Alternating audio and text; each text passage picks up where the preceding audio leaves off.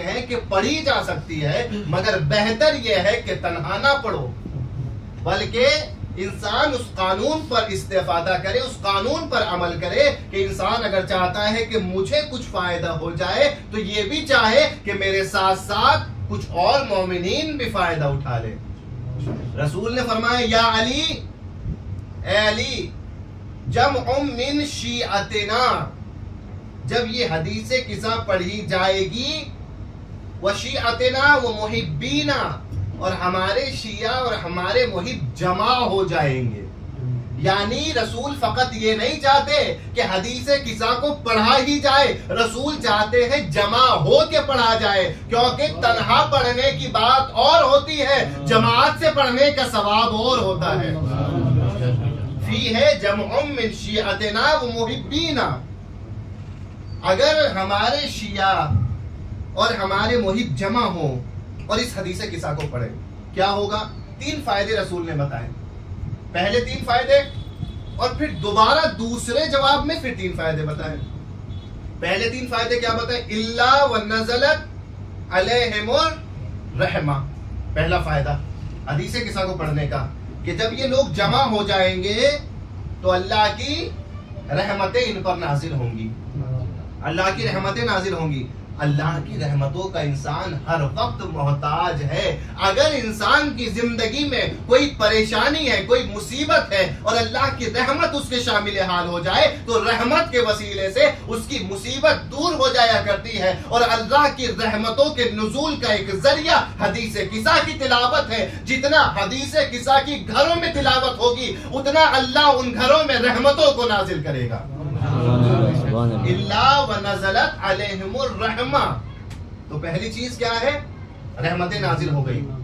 दूसरी चीज वहफ़्फ़त बिहुमुल मलाइका, और अल्लाह उस बज़्म में मलाइका को भेज देगा, मलाइका को भेज देगा। जाहिरी तौर पर आपको नजर आएगा कि छोटा सा कमरा है, इस कमरे में कितने अज़ादार आएंगे, कितने मोमिनीन आएंगे कि परवरदिगार आलम। लेकिन रसूल कह रहे हैं कि परवरदिगार ये नहीं देखता, परवरदिगार ये नहीं देखता कि किसका घर छोटा है और किसका सहन बड़ा है। परवरदिगार ये देखता है कि किसके दिल में खुलूस है।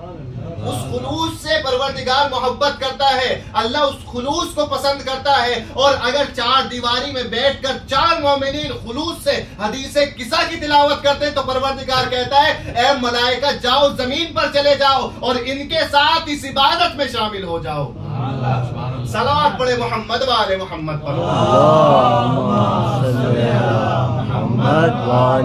कितने फायदे हुए? 2 फायदे हुए। पहला, रहमतें नाजिल होती हैं। दूसरा, मलाइका आ जाते हैं। कब फायदे हैं? जब हदीसे किसा को जमा होकर पढ़ा जाए। फी है जमउम मिन शिअतिना व मुहिब्बीना, जमा होकर पढ़े जाए। दूसरा फायदा, मलाइका आ जाते हैं। अच्छा, मलाइका आके करते क्या हैं? करते क्या हैं? मतलब ऐसा नहीं जैसे कोई मजलिस में गया, बहुत बड़ा मजमा है और मजलिस में जाने के बाद जाके बैठ गया, कहाँ फोन चलाने लगे, टाइम पास हो जाएगा, मौलाना की मजलिस सुनते भी रहेंगे और फोन भी चलाते रहेंगे। तो हम इंसान इस तरीके से कर लेते हैं। लेकिन जो अल्लाह के मलाइका है वो क्यों आते हैं? क्या वो खाली बैठने आते हैं या वो आकर कुछ करते हैं? तो नबी कहते हैं नहीं, हफ़्फ़त बिहिमुल मलाइका, अल्लाह मलाइका को नाजिल करता है। खुद मलाइका को नाजिल करना भी एक अल्लाह की अता है, अल्लाह की बरकत है, अल्लाह का लुत्फ़ करम है कि मलाइका आ जाते चाहे कुछ भी ना करें। इनका आ जाना हमारे लिए बहुत बड़ा करम है, इनका आ जाना हमारे लिए बहुत बड़ी अता है। रहमतों के दरवाजे खुलते हैं, मुश्किलात घर से दफा होती है, मुश्किलातों का खुलासा होता है, घर से निकल जाती है, बरकतें अल्लाह की आती हैं। लेकिन रसूल कह रहे हैं कि फकत ये आकर बैठते नहीं, वस्तग़फ़रत लहुम इला अन यतफ़र्रक़ू, ये तमाम मलाइका एक घेरा बनाकर बैठ जाते हैं और सब के सब जितने भी मोमिनीन आए हैं सारे मलाइका मोमिनीन की तरफ से इस्तग़फ़ार पढ़ने लगते हैं। वस्तग़फ़रत लहुम, ये मलाइका इस्तग़फ़ार पढ़ते हैं। किसके लिए? लहुम, ये जो बैठे हैं सबके लिए इस्तग़फ़ार पढ़ते हैं। अच्छा, एक और सवाल बताइए, कब तक इस्तग़फ़ार पढ़ेंगे? कब तक पढ़ेंगे? जब तक हदीस किसा होती है तब तक इस्तगफार पढ़ेंगे। कहा जाएगा कि जब तक मजलिस हो रही है तब तक सवाब मिल रहा है, जब तक हदीस किसा हो रही है तब तक सवाब मिल रहा है। जब हदीस किसा तमाम हुई, मजलिस तमाम हुई, तो सवाब मुनक़ते हो गया, सवाब खत्म हो गया, मलाइका की इस्तगफार बंद हो गई। नहीं, अगर रसूल खुदा ने कह दिया होता वस्तगफरत लहुम तो बात तमाम हो जाती, लेकिन रसूल खुदा ने कहा वस्तगफरत लहुम इला अन यतफर्रकू। इस जुमले को देखिए, ये इस्तगफार करेंगे। कब तक इस्तगफार करेंगे? जब तक करेंगे, उस वक्त तक करेंगे जब तक ये हदीसे किसा पढ़ने वाले एक साथ बैठे रहेंगे। हदीसे किसा 10 मिनट पढ़ी, पूरी रात एक साथ बैठे रहे तो पूरी रात वो मलाइका इनके लिए इस्तगफार करते रहेंगे। कब तक करेंगे? इला अन यतफर्रकू, जब तक एक एक आदमी एक दूसरे से जुदा ना हो जाए, तब तक मलाइका इस्तगफार करते रहेंगे। एक सलवात पढ़ दे मोहम्मद वाले मोहम्मद।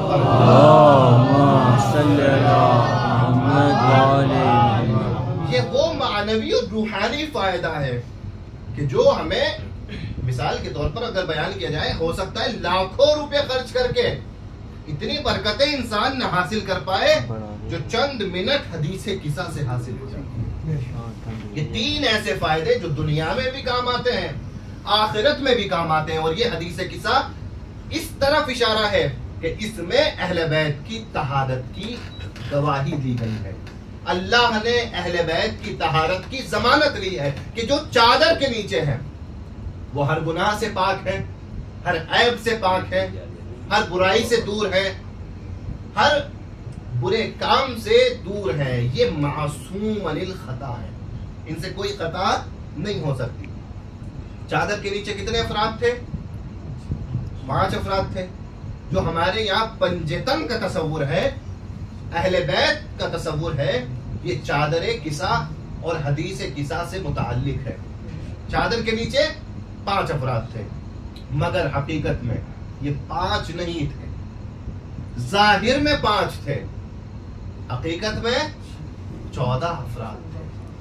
जाहिर में 5 थे मगर हकीकत में 14 अफराद थे। परवरदिगार इन 5 के जरिए से 14 की जमानत ले रहा है कि देखो इन 5 को देखना और समझ लेना कि ये 5 भी पाक है और वो 14। इसीलिए जब आखिर में दुआ करी क्या कहा? क्या कहा? हमने 5 मुकम्मल नहीं किए, 14 मुकम्मल किए। अल्लाहुम्मा इन्नी असअलुका बिहक़्क़ि मुहम्मदिन व अंतल महमूद बिहक़्क़ि अलीय्यिन व अंतल आला बिहक़्क़ि फातिमा अंत फातिरुस समावाति वल अर्द बिहक़्क़िल हसन व अंतल मोहसिन बिहक़्क़िल हुसैन व अंत क़दीमुल एहसान। कितने हुए? 5 हुए। फिर आगे कहा व बिहक़्क़ि अइम्मति तिस्अति ताहिरीन मिन ज़ुर्रिय्यतिल हुसैन। बाकी वो 9 इमाम कि जो हुसैन की ज़ुर्रियत में है उनका भी वास्ता, उन 9 इमामों का वास्ता क्यों दिया जा रहा है? का जाहिर में ये 5 हैं मगर हुसैन की ज़ुर्रियत में 9 इमाम और हैं और परवरदिगार उन 9 इमामों की इस्मत की गवाही भी ले रहा है। सलवात पढ़ दे मोहम्मद वाले मोहम्मद पर। इसलिए एक शायर ने क्या खूब कहा है, मासूम और रज़ा भी मौजूद थे किसा में।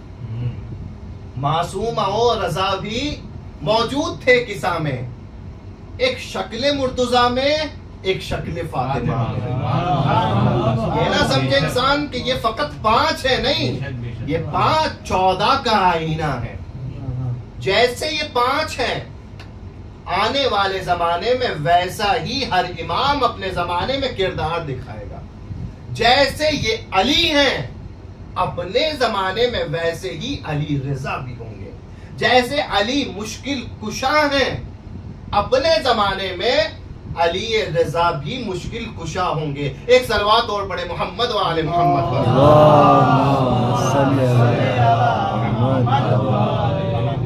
एक और नुक्ते की तरफ आपको मुतवज्जे करूं।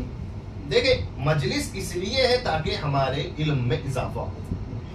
एक नुक्ता भी किसी बच्चे के लिए अगर कारआमद हो, नया हो, उसके इल्म में इजाफा हो, तो ये इस मजलिस के सवाब को बयान नहीं किया जा सकता कि इस मजलिस का सवाब कहां तक मिलेगा। एक बात, एक सवाल, इमाम जामिन किसे कहते हैं? इमाम जामिन किसे कहते हैं? कोई भी अगर बताना चाहे, इमाम जामिन किसे कहते हैं?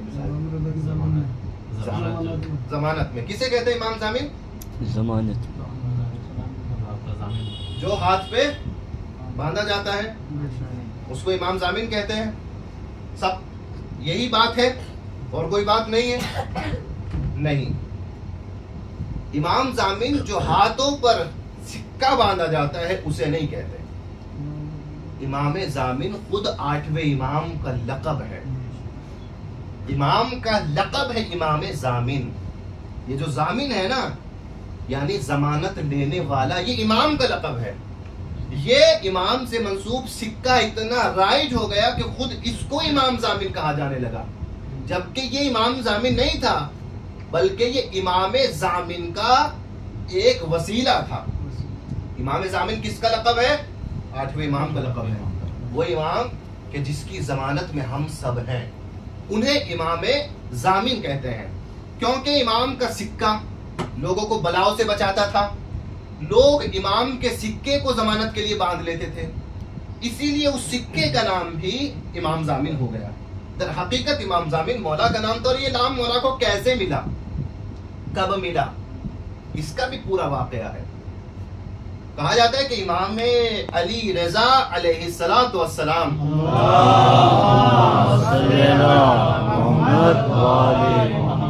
और ये वाकया एक और चीज बताता है। देखिए, एक तरफ हारून की हुकूमत, मामून की हुकूमत देखिए कितने मुल्कों पर फैल चुकी है, और एक तरफ इमाम की हुकूमत देखिए। फर्क यह है कि ये बादशाहों की हुकूमत जाहिरी जिस्मों पे होती है, इमामों की हुकूमत लोगों के कुलूब और लोगों के दिलों पर होती है। ये बादशाह वहां तक पहुंच नहीं सकते जहां तक इमाम पहुंच जाते हैं। इमाम जंगल से जा रहे थे, एक शिकारी ने एक हिरनी का शिकार किया, हिरनी को पकड़ लिया, कैद कर लिया, और वो हिरनी को कैद करके लेके जाने लगा अपने जाल में। सुनिएगा इमाम जामिन क्यों कहते हैं 8वें इमाम को। जब वो जाने लगा, हिरनी रो रही थी, उसकी आंखों से आंसू जारी थे।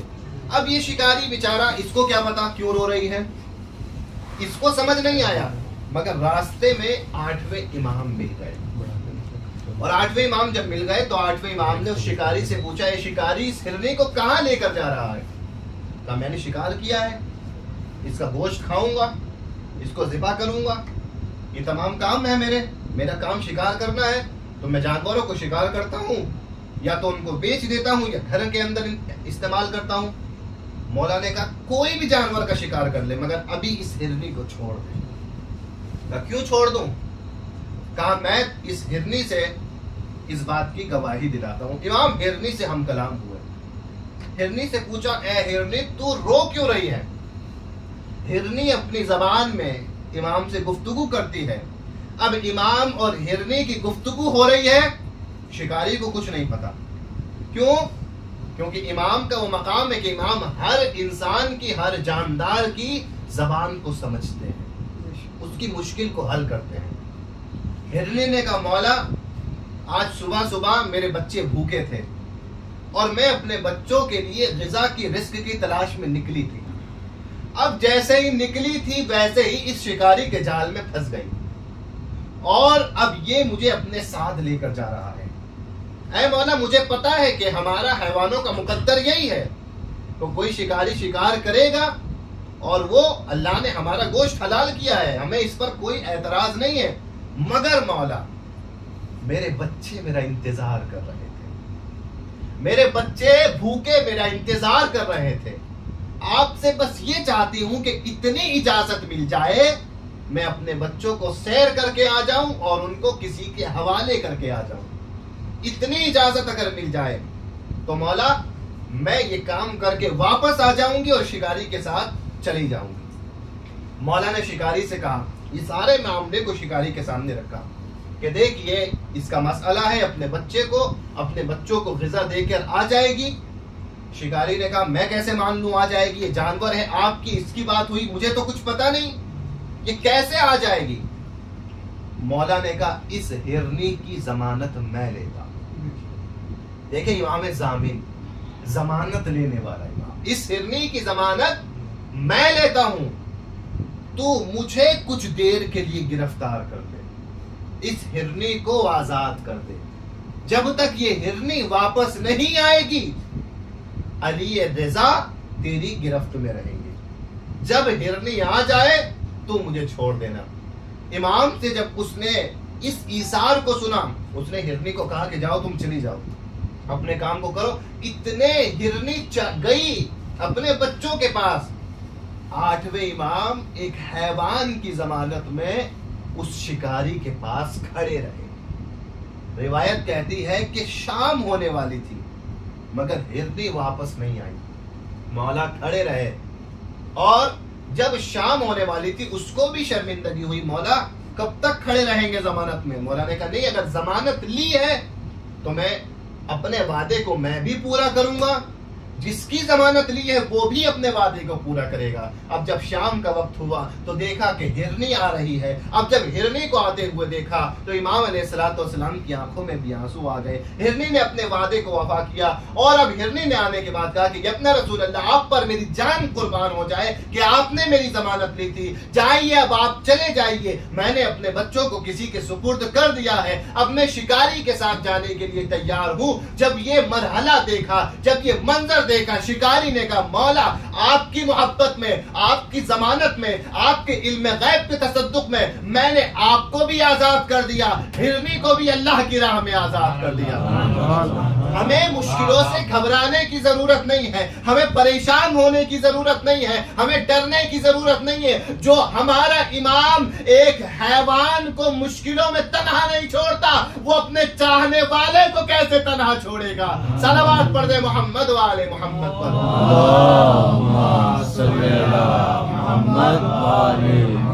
वो दिन इमाम रजा उस दिन के बाद मशहूर हो गए इमाम जामिन के नाम से।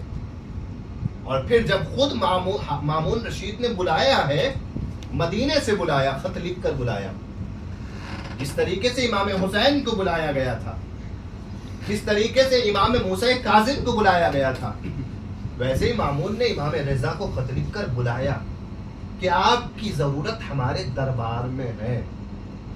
8वें इमाम के जमाने से एक अलग मरहला इमामत के लिए आ चुका था। अब तक इमाम हाकिम वक्त के कैदी होते थे, मगर अब हाकिम वक्त इमाम को दरबार में मकाम दे रहे हैं। अब समझ रहे हैं कि अब अगर हमें अपने दरबार की इज्जत बढ़ानी है तो इनको दरबार में बिठाना पड़ेगा, तख्त पर बिठाना पड़ेगा।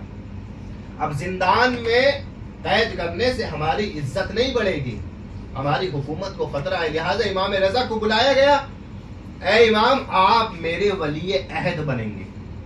इमाम को वली अहदी दी गई। वली अहदी क्या, यानी एक कंप्रोमाइज है, एग्रीमेंट है कि आप मेरे दरबार में रहें और मैं ये लिख के देता हूं कि मेरे बाद खिलाफत आपकी है, आप खलीफा बनेंगे मुसलमानों के, जब तक मैं हूं तब तक आप मेरे हिमायत में रहेंगे और जब मैं चला गया इस दुनिया से तो आप खलीफा होंगे लोगों के।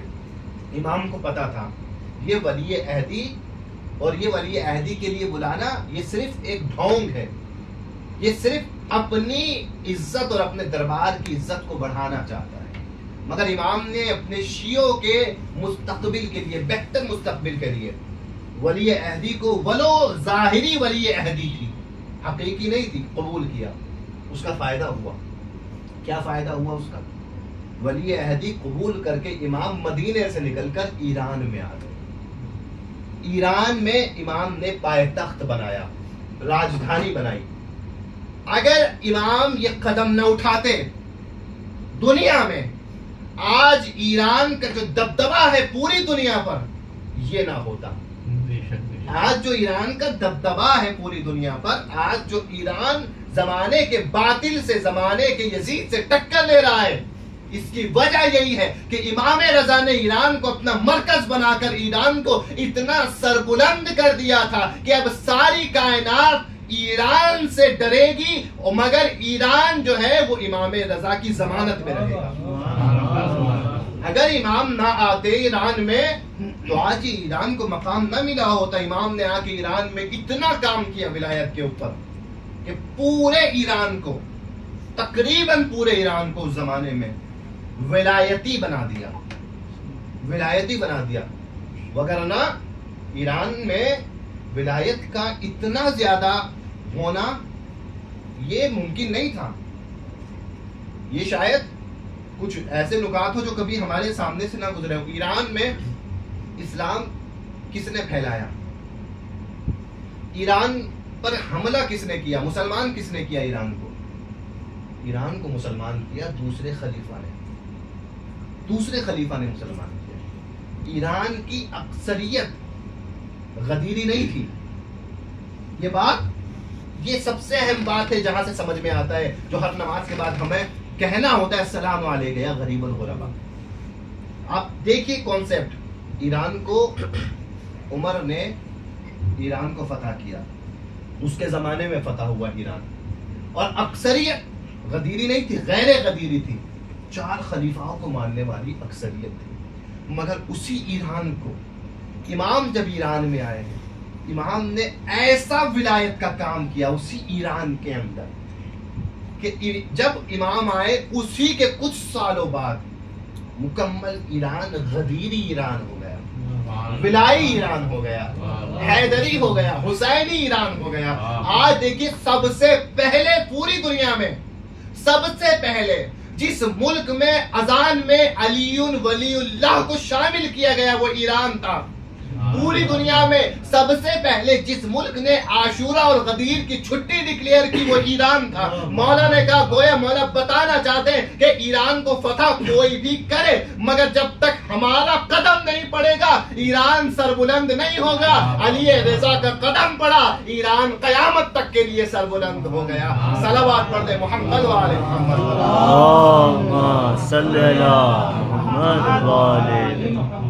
ईरान सरबुलंद कयामत तक के लिए है इमाम रजा की बरकत से। एक इमाम रजा का रोजा है जो शुजाअत दे रहा है ईरान को, और एक मासूमा का रोजा है जो पूरी दुनिया को इल्म दे रहा है, पूरी दुनिया को नॉलेज बांट रहा है। दरे इल्म है, दरे मासूमा। और पूरी दुनिया को आज भी अगर बाबिल रजा पे जाएं आप, सारी दुनिया खड़ी हुई है हाथों को बांधकर। मौला सारी दुनिया के सताए हुए हैं, और ये फकत जानते हैं कि आपके दर से जो मिल सकता है वो कहीं नहीं मिल सकता। इसीलिए अजीजान मोहतरम, ये एहसान शियों पर जो था, इस एहसान का तकाजा ये था कि उलमा ने कहा कि नमाज के बाद, हर नमाज के बाद जब इमाम हुसैन की जियारत पढ़ना तो 8वें इमाम को मत भूलना। क्यों? क्योंकि मकसद गदीर को इमाम हुसैन ने बचाया है, लेकिन वो जो मकसद बच गया था वो जमाने में फैलना था, उसे फैलाने का काम इमाम रजा ने किया। वो जो इमाम हुसैन का बाकी काम था वो 8वें इमाम के जमाने में हुआ, और फिर 8वें इमाम के बाद 12वें इमाम की जियारत पड़ी जाती है। क्यों? ताकि इस बात का एहसास हो कि हम वो कौम है जिसके पास हमारा जिंदा इमाम, और वो इसलिए कि ताकि जब हम जियारत पढ़े अस्सलामु अलैका या साहिब ज़मान, तो हमें समझ में आए कि हम बेवारिस नहीं है, हमारा एक वारिस पर्दा गैब में मौजूद है।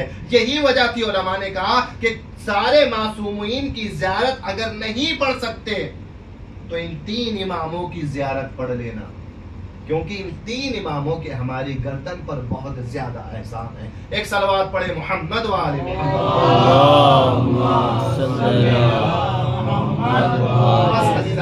आपकी ज़हमत को तमाम करूं। ये जिक्र बहुत तुलानी जिक्र है, और आज वाक़ईन हमारे घरों में इमाम के जिक्र इसी तरीके से होने चाहिए। एक सलवात पढ़े मोहम्मद वाले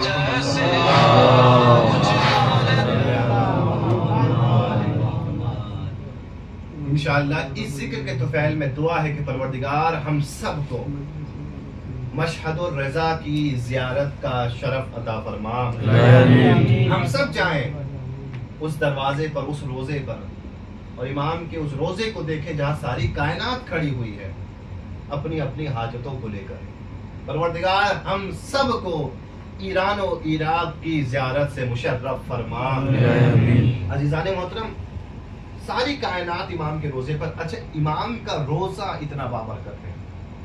अब देखिए, करबला चले जाएं, आप काज़मैन चले जाएं, नजफ चले जाएं, लेकिन तमाम रोजों के बाद जब आप मशहद में आएंगे, पूरी दुनिया में सबसे वसी रोजा इमाम रज़ा का, सबसे वसी। वो ये लगता है कि ये रोजा नहीं है, पूरा एक शहर है, सबसे वसी रोजा। अगर आप बाकी तमाम रोजों को देखें, इमाम रज़ा के रोजे को देखें, तो बाकी तमाम रोजे इमाम रज़ा के एक रोजे के अंदर समा सकते हैं। इतना बड़ा इमाम रज़ा का रोजा है, गोया रोजा नहीं है, वो पूरा इमाम का शहर है। और उस रोजे के अंदर जहां भी आप जाएंगे ज़ियारत करने के लिए, हर जगह जालियां बनी हुई हैं। वहीं एक और दरवाजा है बाबुर रज़ा, उसके पास एक जाली है जिसे कहते हैं पिंजरे फौलाद। पिंजरे फौलाद, उस जाली की बहुत करामात है, बहुत करामत है। एक करामत का जिक्र करूंगा और यहीं से रब्ते मसाइल है इंशाअल्लाह। इस करामत को आप सुने तो दुआ करिएगा सबके लिए, जो भी मरीज है, और इस बच्चे के लिए भी दुआ करिएगा। इमाम रज़ा के तुफैल में परवरदिगार इसको सेहत कामिला व आजिला अता फरमाए। हमारे उस्ताद ने इस वाक़े को हमसे बयान किया कि एक मसीही इंजीनियर, एक क्रिश्चियन इंजीनियर, वो इमाम रज़ा के रोजे पर कोई काम करने के लिए गया। मुसलमान नहीं था, मसीही था, इमाम रज़ा के रोजे पर गया। जब वो काम करने के लिए गया तो उसने देखा कि लोग आ रहे हैं, जा रहे हैं, रो रहे हैं, तड़प रहे हैं, हर किसी के पास कोई ना कोई मरीज है, और ये जाली के पास खड़े हुए हैं। एक आता है मरीज को लेकर, वो रोता है, तड़पता है, चला जाता है। दूसरा आता है, वो दुआ मांगता है, चला जाता है। उसने कहा कि यहाँ मरीजों को ला क्यों रहे हैं? कोई अपाहिज है, कोई मरीज है, कोई मालूल है, हर तरह के मरीज आ रहे हैं, कोई नाबीना है। अब देखें, हर रोज कोई ना कोई करामत होती है। का क्या हो गया? का नाबीना आया था इमाम रज़ा के हरम में और बीनाई आ गई, देखने लगा। तो उसने देखा, मसीही इंजीनियर ने देखा, हर कोई आ रहा है अपने अपने मरीज को लेकर, दुआ मांग रहा है, तड़प रहा है, जा रहा है। उसने अपने साथी से पूछा जो जाहिरन शिया था, उसने कहा ये लोग क्यों आ रहे हैं यहाँ पर? तो उन्होंने बताया कि ये हमारे 8वें इमाम का रोजा है और हमारे लोगों को इन पर बहुत भरोसा है। जिसके घर में भी कोई मरीज होता है, वो उस मरीज को लेकर इसी जाली पर आ जाता है और यहाँ तड़पता रहता है, रोता रहता है, जब तक नहीं जाता, उस वक्त तक नहीं जाता कि जब तक मौला से इसे शिफा न मिल जाए। तो उसने पूछा क्या शिफा मिलती है यहाँ से? उसने कहा बेशक, यहाँ से हजारों ज़ायरीन को लाइलाज बीमार जो थे उनको भी इमाम रज़ा की इस जाली से शिफा मिली है। जब उसने ये सुना वो वापस चला गया। और वापस जाने के बाद जब उसका काम हो गया, जो भी उसका कॉन्ट्रैक्ट था वो पूरा हो गया, तो उसने कहा कि अब मैं चाहता हूं कि उस जाली पर जाऊं, थोड़ी देर के लिए मुझे वक्त दे दो। लोगों ने कहा तुम क्यों जाना चाहते हो, तुम तो क्रिश्चियन हो, तुम्हारा तो अकीदा नहीं। कहा नहीं, जो तुमने बताया है उसके मुताबिक मेरा दिल भी कहता है कि मुझे जाना चाहिए। मेरे दिल में भी एक दुआ है, क्या पता मेरी ये दुआ ये सुन ले। मैं अपने मसीह का वास्ता दूंगा, मैं अपने ईसा मसीह का वास्ता दूंगा, क्या पता ये दुआ को सुन ले। मगर उसने अपने फोन को उस अपने साथी के हवाले कर दिया और जाने के बाद इमाम रज़ा की उस जाली को पकड़ कर बैठ गया और पकड़ कर बैठ कर गिरिया करने लगा, रोने लगा, आंसू बहाने लगा। इधर जिसके पास ये फोन था, इसको कुछ वक्त हुआ था गए हुए इंजीनियर को, मगर ये जिसने इसका फोन पकड़ा हुआ था, बार बार इसके मोबाइल पर किसी की कॉल आ रही थी, ये काट रहा था। बार बार कॉल आ रही थी, काट रहा था। जब बहुत ज्यादा कॉल्स आ चुकी तो ये मजबूर हुआ और उस इंजीनियर के पास गया और कहा कि माजरत चाहूंगा, मैं आपको परेशान नहीं करना चाहता था, आप अपने इमाम से तवस्सुल कर रहे हैं, मगर ये कोई है कि जो लगता है बहुत परेशान, ये बार बार इसका फोन आ रहा। उसने जब फोन को देखा तो कहा कि मेरी अहलिया का फोन है, मेरी बीवी का फोन है। जब उसने अपनी अहलिया के फोन को देखा और अपनी अहलिया को फोन किया कि क्या बात थी, मगर जैसे ही फोन मिलाया उस तरफ से इसकी बीवी ने रोना शुरू कर दिया, आंसू बहाने शुरू कर दिए। जब इसकी बीवी से इसने पूछा कि रोने का सबब क्या है, कहा तुम इतनी देर से कहाँ थे, मैं आपको कॉल कर रही थी, आपने फोन रिसीव नहीं किया। कहा कि मैं मौला रजा के हरम में था, मैं अपने बच्चे के लिए दुआ कर रहा था। कौन बच्चा? क्या वो बच्चा कि जो परवरदिगार आलम ने दिया था, मगर 8 साल से वो बच्चा अभी तक अपने कदमों पे चला नहीं था।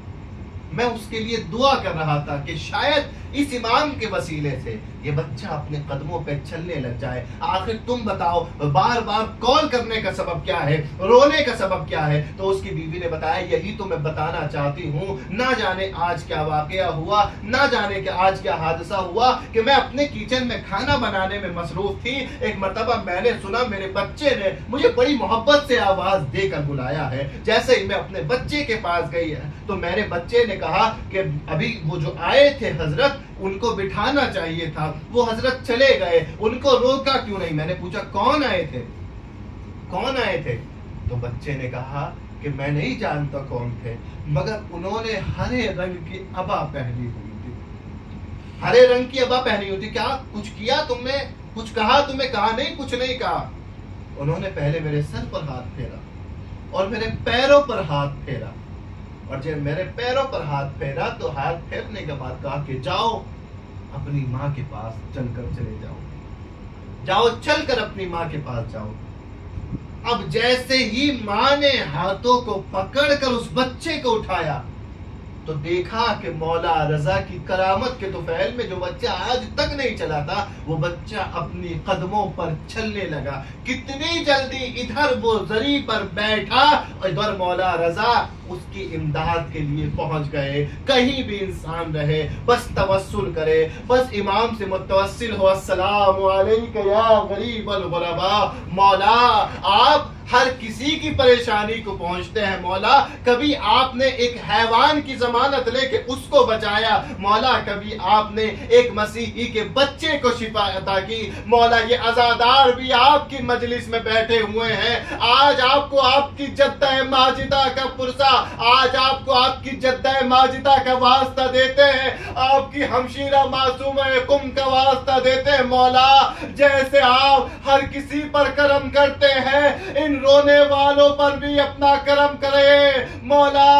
हम सब आज़ादारों को अपनी जमानत में रखे। अजीजाने मोहतरम, आज की गम की तारीख वही तारीख है कि इतने अजीज इमाम को, इतने रऊफ इमाम को, इतने मेहरबान इमाम को जालिम ने जहर दे के शहीद कर दिया। अजीजाने मोहतरम, हम एक जगह मजलिस पढ़ने के लिए गए, वहां पर एक मोमिना ने नजर के लिए कुछ फलों को पेश किया, नजर के लिए कुछ फल रखे। अपने बच्चे से कहा मौला रजा की नजर आनी है, जरा फल लेकर आ जाओ ताकि मैं मौला का दस्तरखान बिछाऊं। एक मर्तबा बच्चा फलों को लेकर आ गया, मगर उस मोमिना का फलों को देखकर दिल तड़प गया। ना जाने क्या दिल में आई, कब फलों के जो तश्तरी थी उसको उठाया, उसमें से अंगूरों को निकाल कर अलग कर दिया। इन पर नजर नहीं देना। बच्चा हैरान हुआ, ए माँ ये क्या किया? अंगूरों को अलग कर दिया। कहा जब भी फलों में अंगूरों पर मेरी नजर पड़ती है मेरा दिल फट जाता है। यही अंगूर था जिसमें जहर मिला के मेरे मौला को शहीद किया गया। खुदा आपको कोई गम न दे सिवाय गमे मजलूम करबला के। रिवायत कहती है मौला गरीबुल गुरबा है, हुसैन गरीब है। अली गरीब हैं, मगर गरीबुल गुरबा कोई नहीं है। गरीबुल गुरबा सिर्फ इमाम रजा है। क्यों आखिर इमाम रजा गरीबुल गुरबा है? इसलिए कि इमाम रजा तको तनहा है। जब जहर दिया गया, ना बच्चे पास है, ना भाई बहन पास है, अकेले इमाम गुरबत के आलम में है। सारा कुनबा दूर मदीने में इंतजार कर रहा है। जब इमाम चले थे ना मदीने से, सारे भाई बहनों को इमाम ने जमानत में दिया था। सारे भाई बहन इंतजार में थे, हमारे भाई पलट कर आएंगे, रजा वापस आएंगे। मगर आज गुरबत के आलम में इमाम जानते हैं मुझे शहीद कर दिया जाएगा। फकत एक बावफा साथी अबा सलत मौजूद है। इमाम की अबा सलत से गुफ्तगू हुई। इमाम ने अबा सलत से कहा है, अबा सलत तुम्हें पता है मुझे दरबार में बुलाया गया है? कहा मौला हाँ, मगर इरादा क्या है मैं नहीं समझ पा रहा हूँ। मौला ने कहा आज मुझे दरबार में इस मकसद के तहत बुलाया गया है कि आज मामून अपना काम पूरा करना चाहता है। आज मुझे ज़हरे दगा दिया जाएगा और ए अबा सलत मेरे साथ दरबार के दरवाजे तक चलना और दरबार के बाहर मेरे इंतजार में खड़े हो जाना। जब मैं दरबार से बाहर निकलूं दो हालतें होंगी, या तो मेरी अबा मेरे कांधों पर होगी या मेरी अबा मेरे सर पर होगी। अगर मेरी अबा मेरे सर पर हो तो समझ जाना मेरा आखिरी वक्त है, मुझे जहर दिया जा चुका है। ये कह के इमाम दरबार में आए। जालिम ने अपने साथ तख्त पर बिठाया। मौला के लिए अंगूरों को मंगवाया गया। ये अपना रसूल अल्लाह, ये खास अंगूर आपके लिए तहैया किए हैं, आपके लिए मंगवाए हैं। मौला ने कहा नहीं ए हाकिम वक्त, अभी मुझे अंगूरों की ख्वाहिश नहीं है। जब मौला ने मना किया, हाकिम की तरफ से इसरार हुआ, ऐ अली इन अंगूरों को खाना होगा, मैंने बड़ी दूर से मंगवाए हैं, आपके लिए मंगवाए हैं। इमाम ने बड़े इसरार पर अंगूरों के चंद दानों को तनावुल किया। अब जब इमाम ने चंद दानों को खाया, हालत मुतगय्यर हुई, दरबार से बाहर जाने लगे। मामूम ने पूछा, ऐ अली कहाँ जा रहे हो? इमाम रजा कहते हैं बस जहां तूने भेजने का इरादा किया उसी खुदा की बारगाह में जा रहा हूँ। अपनी अबा को अपने सर पर इमाम ने रखा। अब जो दरवाजे से निकले, अबा सलत ने इमाम को देखा। इन्ना लिल्लाह, मेरे इमाम को जहर दिया जा चुका है। अबा सलत इमाम के हाथों को थाम कर इमाम को बैतुल शरफ तक लाए हैं। अबा सलत इमाम के साथ है, ना बेटा है, ना बहने हैं, ना भाई है, कोई मौजूद नहीं है। इमाम रजा वसीयत करते हैं, ए अबा सलत मेरे जनाजे को, जब मेरा जनाजा तैयार हो जाए, जब मेरी रूह निकल जाए तो मेरी रूह, मेरे जनाजे को, मेरी मैयत को ताबूत में रखकर एक कमरे में तन्हा छोड़ देना।